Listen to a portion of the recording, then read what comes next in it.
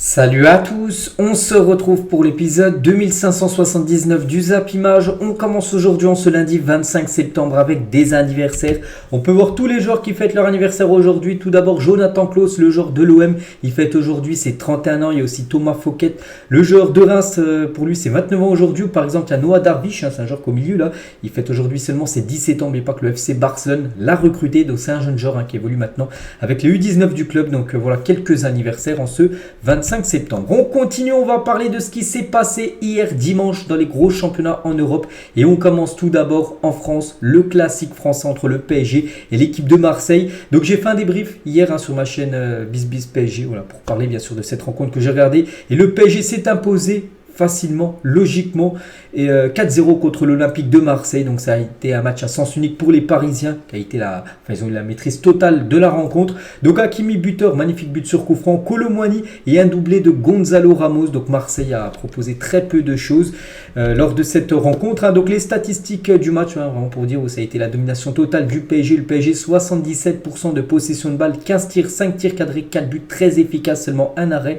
du gardien Paul Lopez. Et du côté de Marseille, c'est seulement 23% de possession de balle, seulement 6 tirs, aucune frappe cadrée, aucun arrêt de la part de Donnarumma. Mais ça fait clean sheet parce que Marseille n'a pas réussi à cadrer la moindre frappe hier lors de ce classique qui a été, totalement en faveur bien sûr du PSG. Et ça fait la une du journal L'équipe aujourd'hui. Donc Paris trop puissant pour cette équipe de l'OM. Donc le PSG a infligé une lourde défaite à des Marseillais totalement dépassés. Même la sortie prématurée de Mbappé touche à la cheville gauche à la 31e minute de jeu n'a pas altéré la démonstration de force. On en parlera tout à l'heure de Kylian Mbappé. Donc voilà, même en sortant Mbappé, après en plus on a l'impression que ça joue encore mieux après du côté du PSG. Donc voilà, ça a été vraiment un festival, un récital de la part des Parisiens et surtout une soirée aussi de premières parce qu'il y a eu pas mal de premières hier. Donc tout d'abord, Dembélé enfin décisif avec le PSG. Avant il était à 0,07, c'est-à-dire 0 but, 0 passe D en 7 matchs et ça y est. Il débloque son compteur de passes décisives. Il a délivré sa première passe D hier avec le Paris Saint-Germain. Donc ça y est, il est enfin décisif. Ousmane Dembélé depuis son arrivée. Donc voilà le 0,08. Donc ça, il n'y en aura pas parce qu'il a été, je vous dis, décisif avec une passe décisive pour un de ses collègues. Randal Kolo Muani lui aussi. Donc il avait déjà délivré une passe D. C'était pour Mbappé. C'était lors du match contre Nice. Mais il n'avait toujours pas marqué. Et hier, il a marqué un but un peu chanceux parce que c'est une frappe de Hakimi. Ça a rebondi sur le poteau, sur le dos du gardien marseillais. Mais il était là, au bon endroit, au bon moment. Kolo Muani pour la mettre au fond, il n'était pas hors jeu sur l'action de son but, donc voilà, ça fait un but pour lui, son premier. On peut voir la rage de Ronald Kolo Muani après son but, et c'est qu'il y a eu le premier but de Kolo Muani, la première passe D de Dembélé, et aussi le premier but de Ramos, même doublé de Gonzalo Ramos. Il nous met le doublé en fin de match, ce joueur qui est rentré en cours de jeu à la 30e minute de jeu. Il a remplacé tout simplement Kylian Mbappé, j'ai dit qu'il est sorti sur blessure, donc ça c'est parfait aussi pour Gonzalo Ramos, parce qu'on sait qu'il avait du mal en ce début de saison. Il avait déjà débloqué son compteur au Portugal, mais toujours pas avec le PSG. Chose faite hier lors de ce match en plus de prestige contre l'Olympique de Marseille. Et le double buteur du soir, Ramos prend le temps pour quelques photos avec les supporters parce qu'après le match, après la victoire, les joueurs du PSG sont restés longtemps, peut-être je sais pas une demi-heure après, encore sur la pelouse pour faire une communion tout simplement avec les supporters parisiens. On va parler d'un joueur là qui marche sur l'eau actuellement, c'est Achraf Hakimi. Et le coup franc d'Achraf Hakimi face à l'Olympique de Marseille. Donc il prend ce coup franc, c'est Mbappé qui récupère la faute et il envoie le ballon en pleine lucarne. Magnifique but, c'est vrai qu'on sait qu'il est réputé pour marquer des beaux coups francs. Il a déjà marqué quelques-uns avec le Maroc. Il en a marqué un magnifique hier en pleine lucarne lors de ce match. Et Achraf Hakimi a été décisif lors de ses 4 derniers matchs officiels avec le PSG. 3 buts, on se souvient aussi de son magnifique but contre le Borussia Dortmund, souvenez-vous, avec la connexion avec Vitinha, ça avait fait un très beau but. D'ailleurs il nous met un coup franc magnifique, on peut aussi rajouter une passe D. Donc Hakimi actuellement, j'ai l'impression que c'est le Hakimi Prime qu'on est en train d'assister du côté du PSG, peut-être le meilleur défenseur droit actuellement au monde, le joueur marocain. Et Hakimi étincelant, on peut voir qu'il a obtenu la note de 8 sur 10 aujourd'hui dans le journal L'équipe par rapport à sa note, c'est ce que j'ai mis aussi 8 hier dans mon débrief que j'ai pu faire. Donc il est incontestablement le meilleur joueur de ce début de saison parisien avec Mbappé Ugarte, buteur pour la deuxième fois de la semaine d'un sublime coup franc direct à la 8e minute de jeu. Le Marocain était à l'origine du deuxième but, j'ai dit avec sa frappe sur le poteau, ou après il y a le but de Kolo Muani. Donc voilà, un gros match de la part de Hakimi.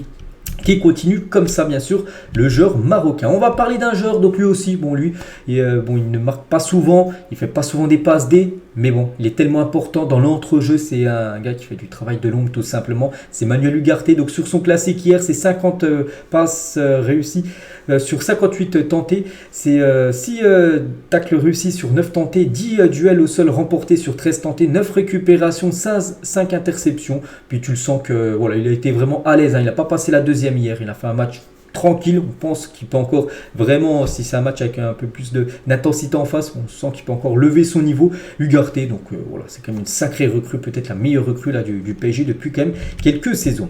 Gros match aussi de Bradley Barcola qui a commencé titulaire, le jeune parisien, ancien joueur de Lyon, c'est vrai qu'il avait été souvent remplaçant lors des premiers matchs qu'il a pu faire, donc hier il a joué, en plus il a joué tout le match, hein, Luis Enrique lui a donné tout le match pour s'exprimer, il a fait vraiment une belle partie, il a dit c'était incroyable ce qu'il a pu dire à la fin du match, bien sûr avec cette belle victoire du PSG 4-0. Randal Kolo Muani aussi, une déclaration de sa part à la fin du match, c'est une soirée magique, inoubliable pour nous et pour les supporters, on a essayé de marquer le coup, on l'a très bien fait, on peut être fier de nous avec ce match, hein, bien sûr, hein, c'est comme une victoire 4-0 contre Marseille, hein, qui est quand même une grosse équipe du championnat français. Gonzalo Ramos aussi, il y en a pas mal qui ont été interviewés à la fin du match, hein. Je suis très content d'avoir marqué 2 buts, je vais profiter de ce moment, tactiquement il fallait être mobile car c'est dur de défendre quand on bouge beaucoup, on l'a très bien fait, il a également dit, hein, donc c'est une grosse victoire contre une très bonne équipe, c'est spécial mais demain ça sera un nouveau jour, il faut se concentrer maintenant sur le prochain match, donc prochain match du PSG. Ça sera samedi prochain, samedi à 17h, avec le déplacement du côté de Clermont. On va parler du seul couac de la soirée, parce que la soirée a été magnifique, sauf ça les gars, parce que Mbappé est sorti sur blessure face à l'Olympique de Marseille. Et au début de match, on a senti sur le coup franc de Hakimi, c'est là en gros où il se blesse, Kylian Mbappé, il a été strappé, tout ça. Il voulait pas sortir, puis au bout de la 30e, il a vu que peut-être la douleur était trop forte, hein, puis il a demandé le changement. C'est pour ça que Gonzalo Ramos, après, il rentre en cours de jeu, et puis il a fait un bon match, hein, Gonzalo Ramos. Donc touche à la cheville, Mbappé cède sa place, hein, sur blessure.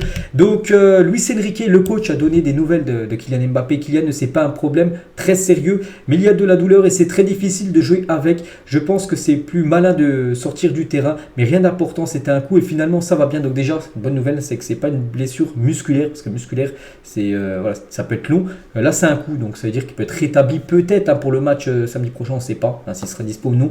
Donc voilà, pour Luis Enrique, c'est pas très sérieux. Voilà, on va retenir ça. Par rapport à la blessure de Kylian. Luis Enrique, toujours, hein, sur le classique, sur le match hier, hein, il a dit c'est ce qu'il faut dans le football. Si on gagne, tout va bien. Si on perd, c'est le coach qui est mauvais. J'ai beaucoup de joueurs de qualité et je voulais donner du temps de jeu à certains joueurs, dont Bradley Barcola, qui a joué tout le match entier, hein. Pour moi, ce sont des options confortables. Tout est différent dans le classique. Quand tout se connecte, c'est exceptionnel. C'est l'une des meilleures choses dans le football. C'est que le match hier a été une grande réussite, hein, de la part du PSG aussi, de la part de Luis Enrique, qui réussit ses gros coups, hein. Il y avait le gros coup, enfin le gros test Dortmund, ça a été réussi, gros test aussi classique, qui est toujours un match spécial du côté de PSG, ça a été aussi une réussite, hein, pour le nouveau coach espagnol. Luis Enrique parle aussi du jeune Warren Zaïre-Emery. Quel match, un gros match de la part du jeune parisien. On dirait qu'il a 37 ans et pas 17 ans, c'est une grande chance d'avoir un joueur comme lui, c'est un joueur complet, c'est un exemple de ce que devrait être un joueur qui vient du centre de formation, humble, travailleur très professionnel, intelligent, sur le terrain toujours en relation avec ses coéquipiers, on ne peut qu'apprécier ce qu'il fait chaque jour, c'est vrai, un match encore de patron, il a seulement 17 ans et maintenant c'est un titulaire indiscutable. Regardez, on a pu le voir contre Dortmund, c'est un match de Ligue des Champions, premier gros choc, il était titulaire, hier la même chose, donc on espère qu'il restera le plus longtemps du côté de Paris, il a seulement 17 ans, il est né en 2006, hein, je vous rappelle, le jeune Warren Zaïre-Emery.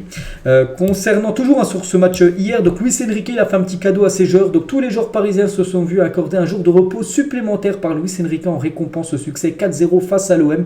Donc aujourd'hui repos et certainement du coup demain également repos, c'était pas prévu, normalement demain mardi c'était retour à l'entraînement et du coup un jour de repos en plus, pour les récompenser, les féliciter par rapport à cette très belle victoire 4-0 hier.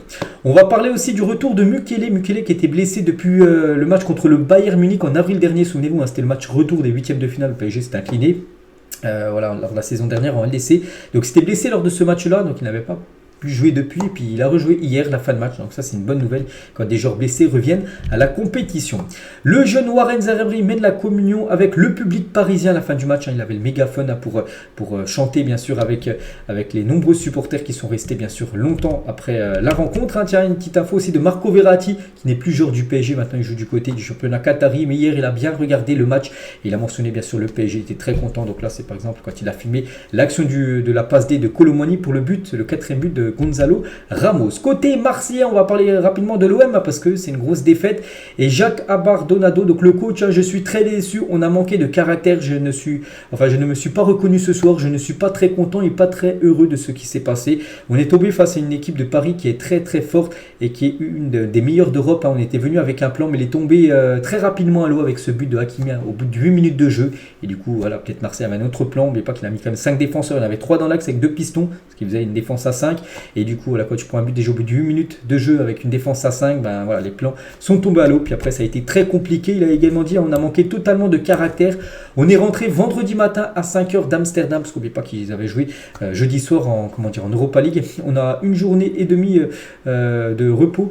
Paris a eu 4 jours de repos, voilà, parce que le PSG avait joué mardi, souvenez-vous, en Ligue des Champions, donc de mardi jusqu'à dimanche là, alors que Marseille a joué jeudi soir. En plus, c'est à l'extérieur tant qu'il rentre d'Amsterdam, donc ça aussi, il a dit que ça a compté tout simplement, que les joueurs de l'OM n'étaient pas assez frais pour ce match hier contre le PSG. Paul Lopez sur le classique, la situation à l'OM, le gardien de l'OM qui n'a pas fait un gros match, quand même 5 tirs cadrés du PSG, 4 buts pris, il a fait seulement un arrêt. Ce n'est pas une bonne journée pour nous. Aujourd'hui, on a perdu dans toutes les phases de jeu, même dans l'attitude, ce n'était pas bon, on n'est pas fiers, on n'a rien créé, rien fait. La situation n'est pas bonne, mais c'est nous sur le terrain et ce soir, ce n'était pas bon. Je ne pense pas qu'on va faire une bonne saison, on va repartir de 0. Je suis content des joueurs qu'on a dans l'équipe, donc voilà ce qu'elle peut dire. Pour Lopez, Samuel Guigeot aussi réagit à la défaite de l'OM. Ça sert à rien de se chercher des excuses, on n'a pas fait ce qu'il fallait, ça sert à rien de parler, la vérité c'est sur le terrain. Aujourd'hui ils nous ont surclassés. Il a vu un défenseur marseillais, il a dit qu'on a manqué d'envie ce soir, on les a regardés jouer, on n'a pas d'envie. Quand on joue ce genre de match, il n'y a pas d'excuses, on les attendra au retour aussi. Donc maintenant voilà, il envoie le match retour, bien sûr, qui se jouera là, en 2024, cette fois-ci ça sera au Vélodrome. Et pour Guigeot, ça sera un match totalement différent. Concernant Mbamba, on n'a pas respecté le club, on assume. Le PSG était-il trop fort? Non. Voilà, pour Mbamba, c'est juste que Marseille n'a pas a produit un non-match tout simplement. Il dit que le PSG n'était pas trop fort, alors que voilà, quand on regarde le match dans l'ensemble, si le PSG était quand même largement au-dessus de cette équipe marseillaise. On va parler du milieu de l'OM, qui a complètement viré au scandale hier. Donc le match du milieu Rongier-Verretou est assez catastrophique, c'est vrai. Regardez par exemple, il y a Rongier ou même Aubameyang, parce qu'Aubameyang on l'a pas vu, une note de 2 sur 10, à 2 sur 10 ça équivaut. C'est même pas un très mauvais match, un match catastrophique de la part des deux, Rongier et Aubameyang, et pourtant, les deux sont quand même deux cadres du côté de l'OM. On va parler de ce jeune joueur que je ne connaissais pas avant de le voir jouer hier. Donc c'est Bilal Nadir, 19 ans, fait ses débuts en pro avec l'Olympique de Marseille. Donc il a joué les 10 dernières minutes de la rencontre parce que le coach Marseille a voulu faire tourner. Voilà, il y avait déjà 3-0, c'est pour ça qu'il a voulu donner quelques minutes, bien sûr, à des jeunes joueurs comme ce jeune qu'on a pu voir hier sur la pelouse du Parc des Princes. Et après Paris ce soir, donc l'OM se déplacera sur la pelouse de Monaco samedi prochain. Monaco qui est deuxième de la Ligue 1. Ils ont perdu contre Nice, on sait, vendredi, mais ça reste comme un gros morceau. Donc voilà, le prochain déplacement de Marseille, ça sera encore un match très compliqué. Et toujours sur cette rencontre, donc la magie de Paris, la haine de l'OM, donc le tifo du Virage Auteuil ce soir. Donc voilà, les magnifiques tifos hier. Donc le stade, bien sûr, est à guichet fermé pour cette réception de l'Olympique de Marseille. Donc il y a eu du bon monde, c'est vrai qu'il y avait pas mal de stars, on peut dire, comme Selena Gomez. C'est une actrice américaine qui était présente hier du côté du Parc des Princes à poursuivre ce récital des Parisiens. Donc voilà tout ce qu'il y avait à dire sur le match d'hier. Donc ça a pris du temps, mais voilà, ça reste comme un match spécial en France, le PSG contre l'OM. On continue les gars avec les autres rencontres en Ligue 1. Lens contre Toulouse, et enfin Lens obtient sa première victoire de la saison, une victoire 2-1 contre Toulouse. Pourtant ils perdent 1-0. Le Racing Club de Lens, et du coup ils ont su égaliser grâce à Saïd et Guilavogui en fin de match, et du coup ça fait victoire 2-1, une victoire importante. Donc Lens, comme souvent, comme quand ça avait été le cas contre Metz, bon, Metz ils avaient perdu 1-0, mais ils avaient eu au moins 31 frappes, mais c'est un tir cadré, un but. Donc là ça a été quasiment la même chose, mais là cette fois-ci Lens a su gagner le match avec ses 27 tirs quand même produits dans le match. Donc voilà, ils lancent enfin leur saison. Ils sont plus derniers du championnat parce que c'était dernier avant cette journée. Donc ils dépassent par exemple l'équipe de Lyon qui s'est inclinée, on sait, ce week-end. Et dire que le Racing Club de Lens a réussi à louper cette action. Machado a donné le ballon à Wai qui était largement hors jeu, c'est fou. Regardez cette action les gars. Donc c'était en toute fin de match. Là c'est même un 3 contre 1, même un 4 contre 1, il ne reste plus que le gardien. Et du coup le joueur de de Lens. Il fait la passe à oui, mais le problème c'est qu'il est hors jeu. Il aurait dû rester un petit peu en retrait, oui, pour avoir le ballon. Puis du coup, il n'y a pas eu but sur cette action. Bon, c'était en toute fin de match. C'est quand Toulouse essayait de pousser pour égaliser. On continue, il y avait un autre match, Montpellier contre l'équipe du Stade Rennais, 0-0. Pas grand chose à dire sur ce match, on peut voir les stats de la partie. Et surtout Rennes n'y arrive plus du tout en Ligue 1. Ils avaient gagné le premier match contre Metz, 5-1, ça a été la première journée. Puis après ils ont enchaîné, ils n'ont toujours pas perdu, mais ils ne gagnent plus. Et voilà, nul c'est bien, mais t'avances pas de trop. Ils restent sur 5 matchs d'affilée en match nul, cette équipe de Rennes. Donc voilà, ça fait pas beaucoup de points pris, ça fait du coup 8 points pris en ce début de saison. C'est très moyen le début de saison du Stade Rennais. Il y avait aussi un match entre ces deux clubs quasiment de l'Alsace, le Grand Est on va dire. Donc Metz contre Strasbourg, toujours un match spécial entre ces deux équipes. Et c'est Strasbourg qui s'est imposé 1-0 du côté du FC Metz, un but inscrit en fin de match par Diarra. Donc tout d'abord voici les statistiques du match. Donc un tir cadré seulement pour les deux équipes. Voilà, il y a eu 2 tirs cadrés dans le match. Bon, ça a été Strasbourg qui a été plus efficace que l'équipe du FC Metz. Et regardez sur Racing Club de Strasbourg-Alsace, sur le Twitter officiel, la Metz est dite. Voilà, en mettant le mot Metz, ils ont envoyé un petit pic bien sûr par rapport à leur adversaire du jour. Et Strasbourg a mis fin à une série d'un an d'invincibilité du FC Metz à domicile. C'est que Metz qui jouait la saison dernière en Ligue 2 à domicile, il perdait jamais la saison dernière. Et ça faisait plus d'un an qu'ils n'avaient pas perdu à domicile avant que bien sûr Strasbourg vienne les battre hier 1-0. La célébration des joueurs de Strasbourg dans les vestiaires à Metz, en mode on a posé une clim du côté du stade Saint-Symphorien.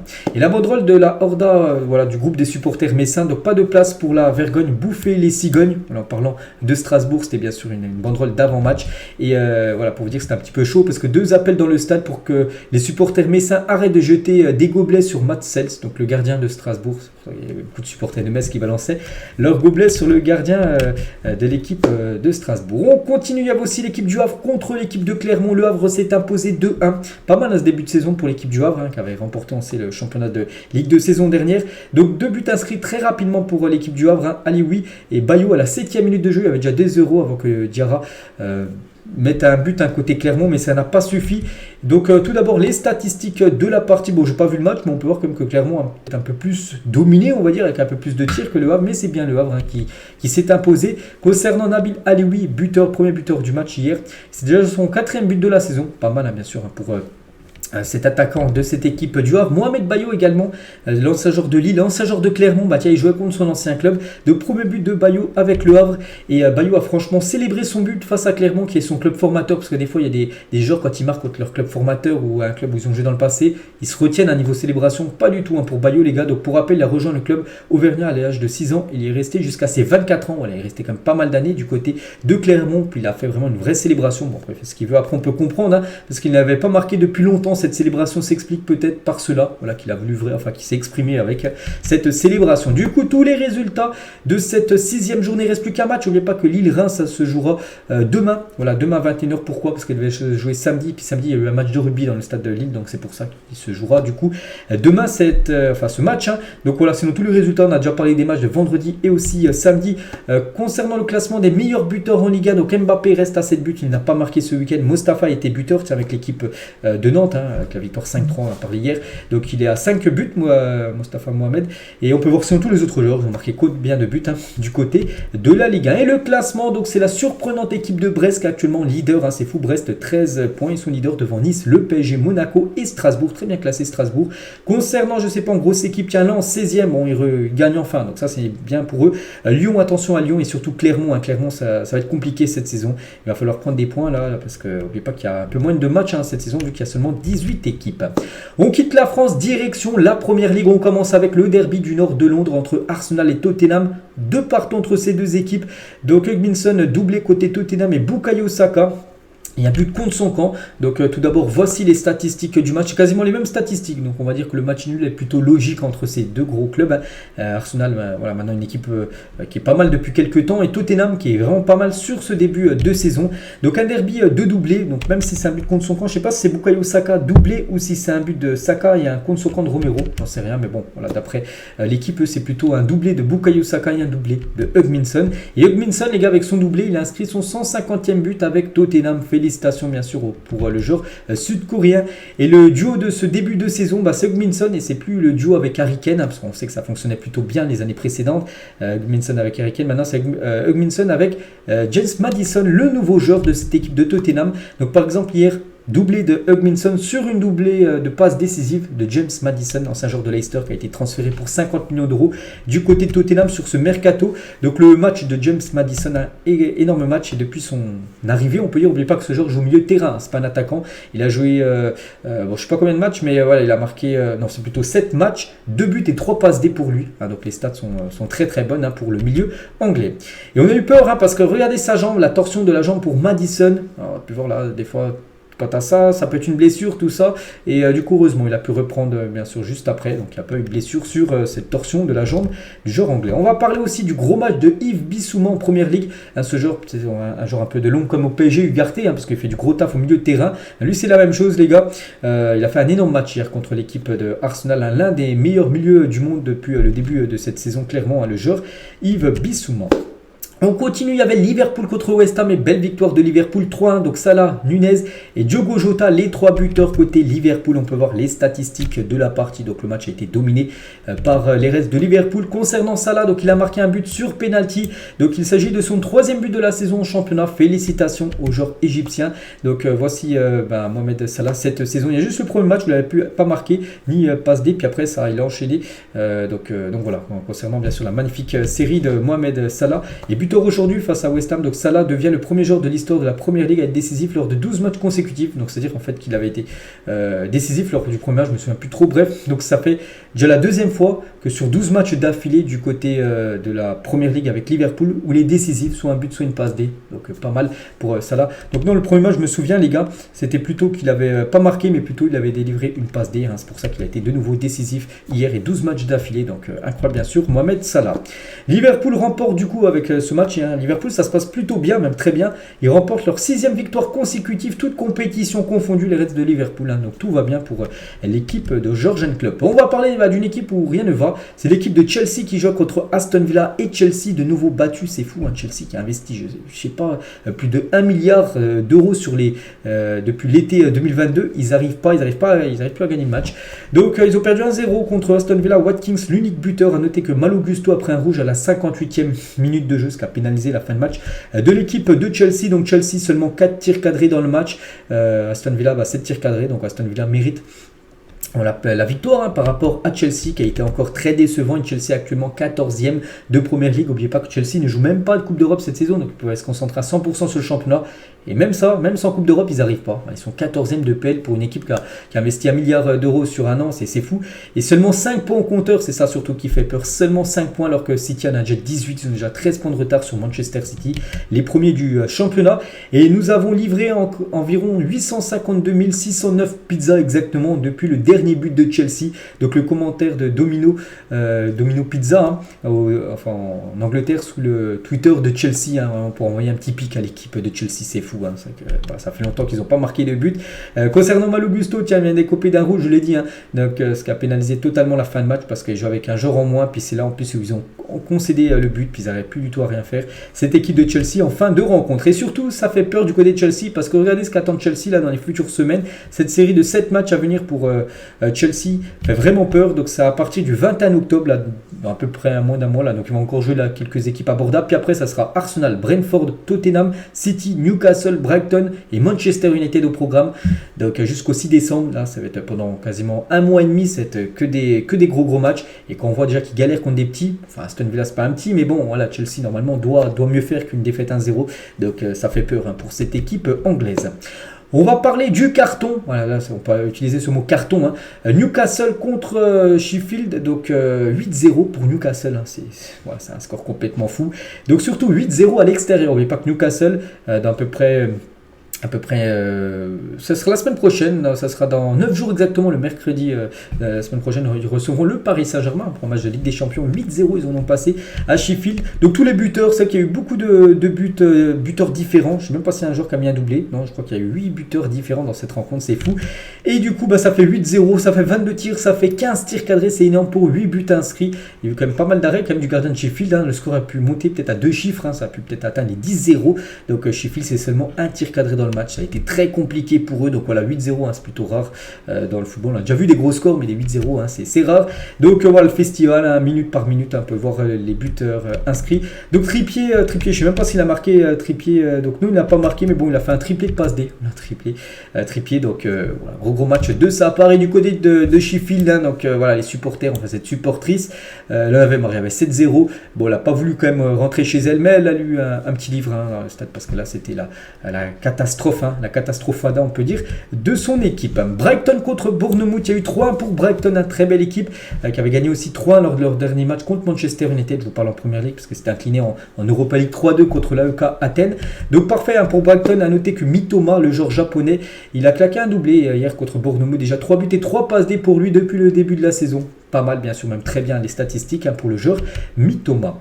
Et dans le début de saison de Brighton, on peut voir tous les matchs. Donc là, c'est seulement en première ligue. Donc ils ont tout gagné à part une défaite 3-1 contre. C'est vrai qu'il y a pas mal de 3-1 ou des 4-1. Hein, il y a toujours des buts, hein, du côté de Brighton. Donc voilà, c'est pas mal. 15 points pris sur 18 possibles. Donc oui, le début de saison est très bon, hein, pour les hommes de Roberto De Zerbi. Tous les autres résultats, donc il y a je crois que je parlais de tous les matchs hier. Donc voilà, je parlais aussi des matchs hier. Des matchs qui se sont déroulés avant-hier.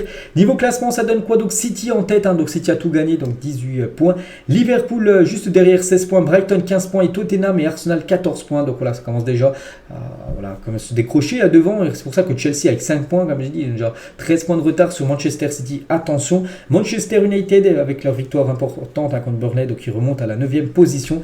Donc concernant les derniers, les gars, regardez par exemple, ça c'est les trois premiers du dernier championnat de Championship saison dernière. Donc Burnley qui avait fini en tête avec 101 points, Sheffield 91 points et Luton Town 80 points. Donc c'est les trois qui sont montés en première ligue. Et cette saison, ils sont déjà aux 3 dernières places avec seulement un point pris après 5 matchs. Hein, on peut voir, voilà, Luton Town, Burnley et Sheffield, alors que c'est eux qui avaient terminé les 3 premiers. C'est qu'il y a après un monde d'écart, on peut dire, entre le Championship et la première ligue, où c'est souvent très compliqué pour les promus après d'exister du côté de la première division anglaise. On quitte l'Angleterre, direction l'Espagne. On commence avec le derby de Madrid. L'Atlético contre le Real Madrid, et c'est l'Atlético qui s'impose 3-1, et surtout l'Atlético inflige au Real Madrid sa première défaite de la saison en match officiel. Donc Morata doublé, Griezmann buteur également, et Toni Kroos également buteur côté Real Madrid. Donc voilà, l'Atlético a battu le Real. Bon, j'ai pas vu le match, j'ai plutôt regardé le PSG hier vu que c'était en même temps.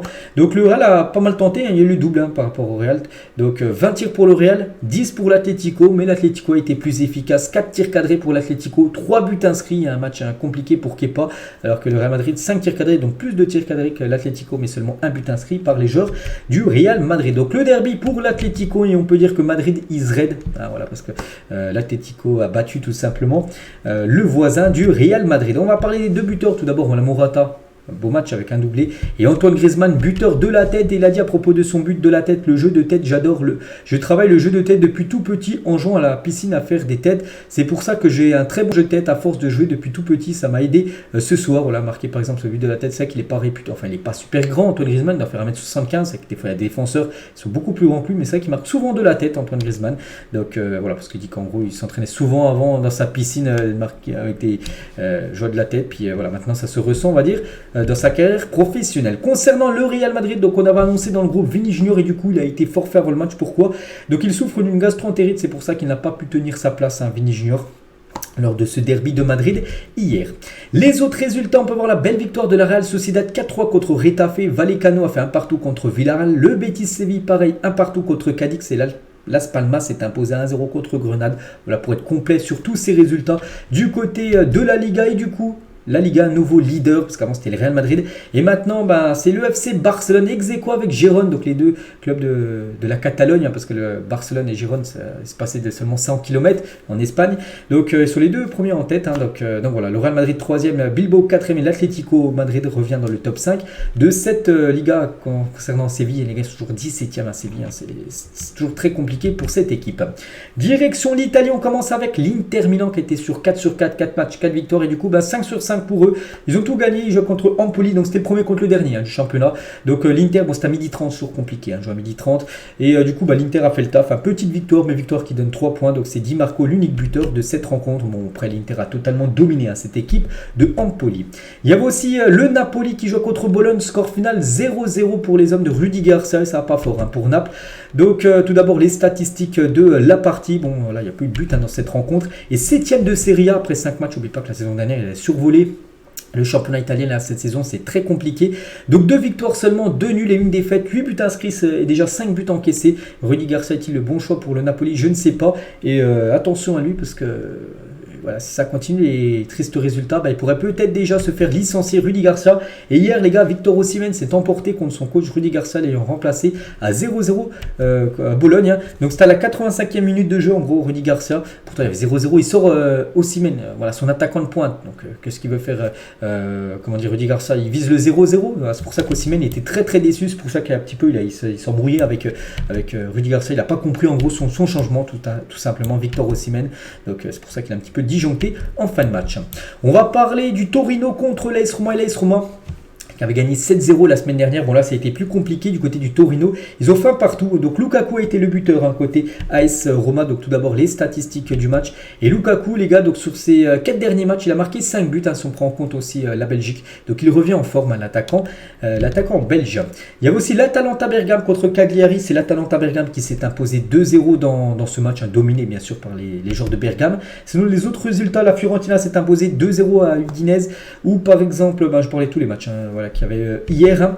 Niveau classement, ça donne quoi? L'Inter qui a tout gagné, donc l'Inter en tête devant les voisins de l'AC Milan. Lecce, équipe surprise, à la 3e position, et la Juventus 4e, à Naples 7e. Attention, l'AS Roma 13e, ils sont très loin au classement. On finit avec le top 5 des gros championnats. Il y avait, en Allemagne, il y avait 2 affiches. Leverkusen contre Heidenheim. Heidenheim qui est une équipe promue. Et Leverkusen s'est imposé 4-1.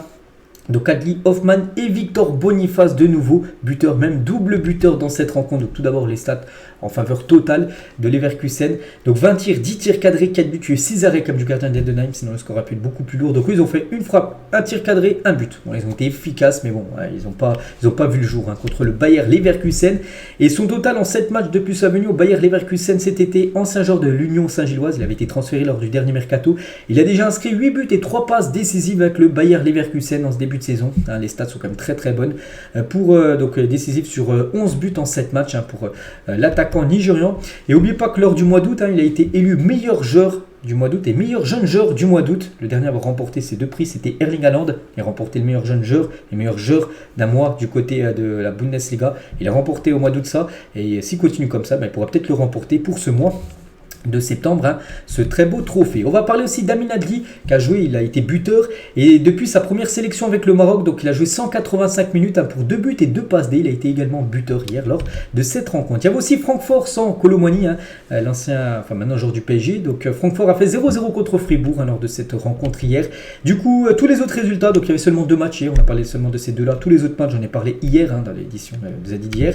Et du coup, classement, ça donne quoi? Donc le Bayer Leverkusen en tête avec 13 points, Stuttgart et Leipzig Hoffenheim 12 points et le Borussia Dortmund 11 points. C'est très serré bien sûr en tête de cette Bundesliga. On part du côté de l'Eredivisie, le championnat néerlandais. On va parler de l'Ajax qui avait fait 3 partout contre l'OM jeudi soir. Donc là il joue contre le Feyenoord, un gros morceau le Feyenoord.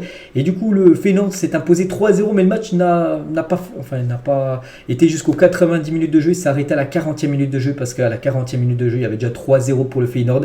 Et après les supporters on disjoncté du côté de l'Ajax, donc voilà, c'est même pas raté à la 40e, même 35e minute c'était fini. Le match est actuellement interrompu après que les supporters de l'Ajax ont jeté des fumigènes sur la pelouse et du coup le match n'a jamais repris. Ils perdaient 3-0, c'est la crise totale actuellement du côté de l'Ajax et du coup la rencontre n'a jamais repris après et du coup voilà, il y a eu 3-0, donc le match n'a pas été encore comptabilisé, mais ils vont perdre sur tapis vert bien sûr l'équipe de l'Ajax. Ils seront certainement sanctionnés peut-être d'un huis clos, donc des grosses tensions à Amsterdam après l'abandon du match face au Feyenoord. Des fumigènes ont été lancés sur la pelouse et il y a même des supporters qui, bon là on voit pas, c'est une vidéo, mais en gros j'ai pu voir la vidéo, ils mettent des coups de pied là pour casser les vitres du côté du stade de l'Ajax. C'est très très chaud, c'est une crise totale. Ils font leur pire début de saison depuis plus de 50 ans l'équipe de l'Ajax Amsterdam.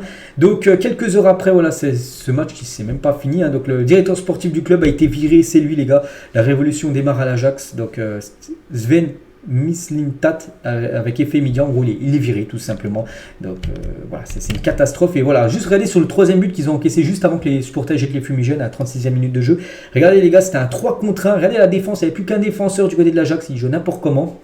C'est fou, hein, donc là, il y avait toujours 2-0 et là ça menait le but en gros, enfin l'action du troisième but, puis après on sait que le match a été interrompu, stoppé quelques minutes après. Et concernant l'équipe du Feyenoord, donc eux ils ont fait une belle opération, hein, ils vont certainement gagner même si le match n'a pas été terminé. Et on va parler de ce joueur les gars, donc il s'appelle Santiago Jiménez, donc il est déjà 8 buts en 6 matchs cette saison, l'attaquant mexicain de 22 ans, auteur d'un doublé en 22 minutes. Ce week-end hein, contre un Ajax en crise, donc voilà ce nom, enfin un nom à surveiller, hein, ce Santiago Jiménez. Du coup, tous les autres résultats du côté de l'Eredivisie, donc le PSV, tiens, grosse équipe aussi du côté du championnat irlandais, s'est imposé 4-0, on peut voir hein, arrêter le match Ajax. Feyenoord des classements, ça donne quoi? Donc le PSV devant Alkmaar et Twente, Feyenoord à la 4e position et l'Ajax 14e sur 18.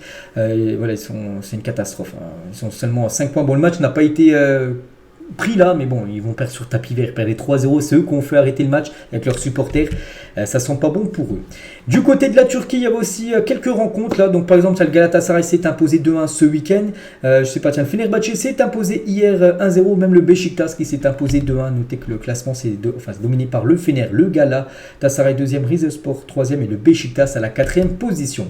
Du côté du championnat portugais, quelques rencontres hier, le Benfica s'est imposé 3-1, Braga par exemple, en Ligue des Champions également s'est imposé 4-1 sur le Sporting qui joue contre Rio Ave à 21h15. Et classement, ça donne quoi? Donc Porto devant le Benfica, le Sporting. Donc voilà, les grosses équipes portugaises hein, sont déjà aux 3 premières positions de ce classement.